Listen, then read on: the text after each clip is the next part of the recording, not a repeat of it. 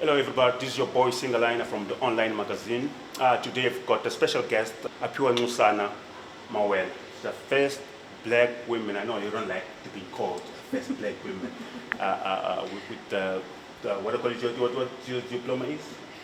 So I was the first black female to complete an NQF6 clear from diploma in clear fermented beverages. I don't like being the whole first black. Yeah, I understand that. Yeah. Yeah. So how is it feel being the first female in this business? It's got its own ups and downs. I think for me it's a privilege because obviously it means that I've started something for many more others to follow.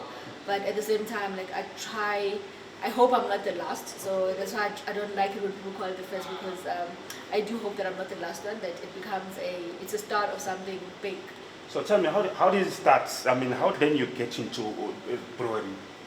So how I got into brewing was from the love of sciences. So in school I enjoyed biology, I enjoyed math sciences, and then I went for an open day at the then Rand Afrikaans University, and at the microbiology stand they had displayed a can of castle, they had yogurt, they had cheese, and that's how I got to know about the study of biotechnology.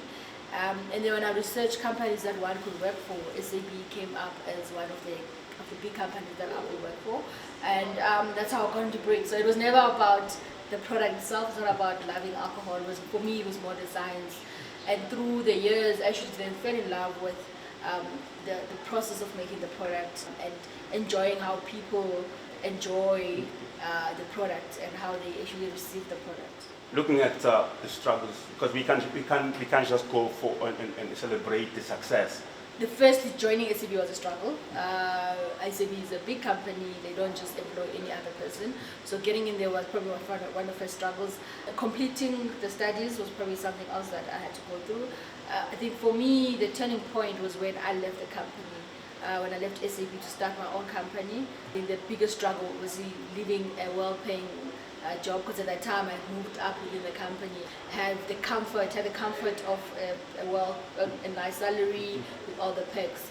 So the biggest struggle at that point was making ends meet. And then once I started my company, the other biggest struggle was then finding investors to actually buy into my idea, because there was a point where it was just an idea and I believed in it, and trying to convince other people to have the same belief. That was another struggle. Once I managed to convince the IDC, who funded my project, then the struggle was keeping things going, keeping lights on a day-to-day basis, getting clients, selling the product. That's the kind of struggle I am at the moment, getting customers to buy the products, and just keep cash flow healthy, keep things going. Okay. So when you launched this product, could pick that your team, it's more like the female stuff. You guys still together, still pushing the same this brand? So my company is called Brewsters, Brewsters Craft. So Brewster is a female brewer. It's a name for a female brewer. So I believe that it's time for women to take over, because in the African cultures, women are the ones who bring beers for centuries. And when you look at the Western culture of brewing beer, which is clear beer, it's male dominated. So through my company, I'm trying to obviously change that, make sure that there's more women in the industry, not just me.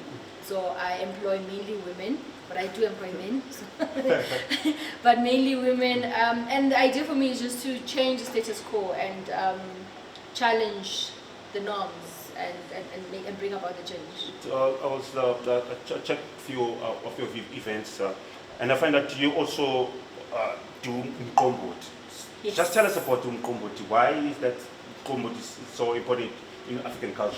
So for me, Mkomboti is very important because as a brewer, as a master brewer, qualified from UK, it's something that I realized that I actually do not know much about our own traditions of making beer. So I took it upon myself that it's something that I will actually really get involved. So I do a lot of brewing at home. I do teach other people how to brew Mkomboti. And that's basically from the fact that the younger generation, the ladies my age, many of them don't know how to make umqombothi, and many of them don't even care to know. And I fear that in 10, 20 years from now, as the African tradition will have died, we won't have, because our mothers, our grandmothers are passing on, and we're going to be the grandmothers of tomorrow, and we won't be able to make it. So it's something that's very close to my heart, celebrating brewing in Africa, celebrating traditional brewing, and combining.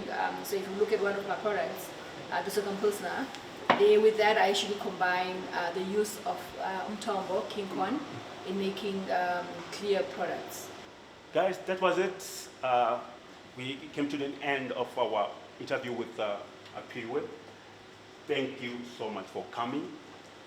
So for those who are interested in your product, where will you find you? So for those interested in having our products, we are on Facebook. We've got a page, Brewsters Crafts. On Instagram, we go by the handle @Brewsters Crafts, and on Twitter, we @Brewsters Craft, Brewsters ZA. But also visit our website, www.brewsterscraft.co.za, where you can find all my other contact details and also more information on where you can find the products. Thanks so much for coming. We had a great time and a great conversation with you, and I hope this will inspire young people in the old, and I do believe that you will come back soon. I know that you've got other products that are coming up, so you Singaliner viewers, please keep on watching. There's more to come, and stay tuned. This is your boy, Singaliner. I'm out.